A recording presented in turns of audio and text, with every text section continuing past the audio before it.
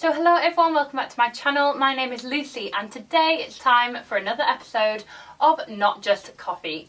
So if you are new to my channel, this is basically a series where I talk about just general stuff. It's kind of like a live catch-up series and I fill you in on what's happening at the minute. Anyway, what are we going to talk about today? I thought we'd talk about musicals, my favourite things in life, apart from books obviously.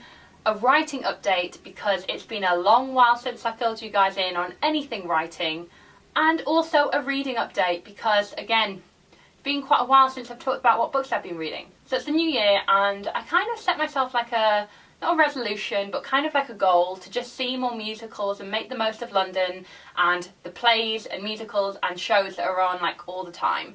So me and a few guys from work had like booked a few musicals for the early part of this year, and the first one was the musical Six. So this is basically a new musical. It's just open now in the West End. I went the other night to like one of the first showings, which was so exciting that it was like the first showing. What this musical is about, it's basically like a musical about the 6 wives of Henry VIII, but they're each kind of like pop stars. Sounds a bit bizarre, but let me explain. It has comparisons to Hamilton in that it's taking a historical event and kind of giving it a modern update. So what happens is there's just the 6 queens on stage and they are played by the most incredibly talented women. And you've got your 6 wives of Henry VIII and they each kind of like prove why their story is the most miserable and who should basically win the hardest done to queen title, which kind of sets it off on a really funny note. This is such a funny musical. And basically you go through thinking that this musical is really quite shallow. Oh, it's just the wives of Henry VIII kind of singing pop songs about their lives.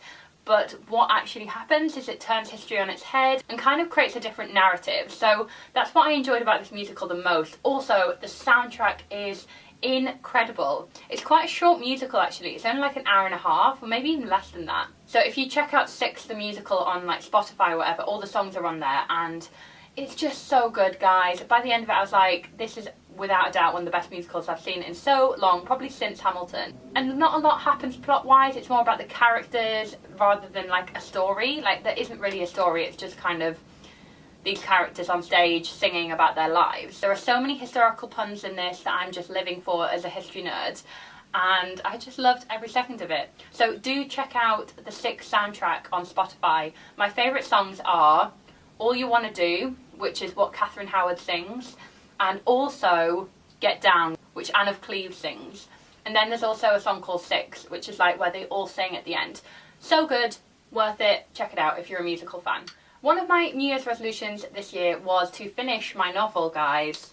I've been talking about this bloody novel for ages, and yes, it might have changed in what novel it is. So if you've watched my channel for a few years, you know I've kind of posted writing vlogs and I've done NaNoWriMo basically every single year apart from last year, which I was gutted about. But basically I have many drafts of different projects sitting on my computer untouched. Some of them are only a few thousand words, some of them have gotten to 60,000 words, like that's almost a finished book, but I just can't finish them because I think the idea is really bad. So I'm in this stage where I've got this new idea, I've probably written a few chapters of it, and I'm in that stage now where I'm like, I don't believe in the story, I don't know where the story's going, and what I need is to do A, some research, and B, some planning. So if you look back over my writing updates on this channel, I will kind of link a playlist down below all about writing that I've put on this channel. And I basically talk about how I am like a pantser, which means I write by the seat of my pants. I don't plan anything. I just kind of write and just see where it takes me. I've learned that this doesn't quite work for me. I think I'm a pantser up to a point. I think I need a loose plan, checkpoints of where to get to, and then I can let my writing run freely. But in the meantime, I need a plan. I think that's where I'm at right now.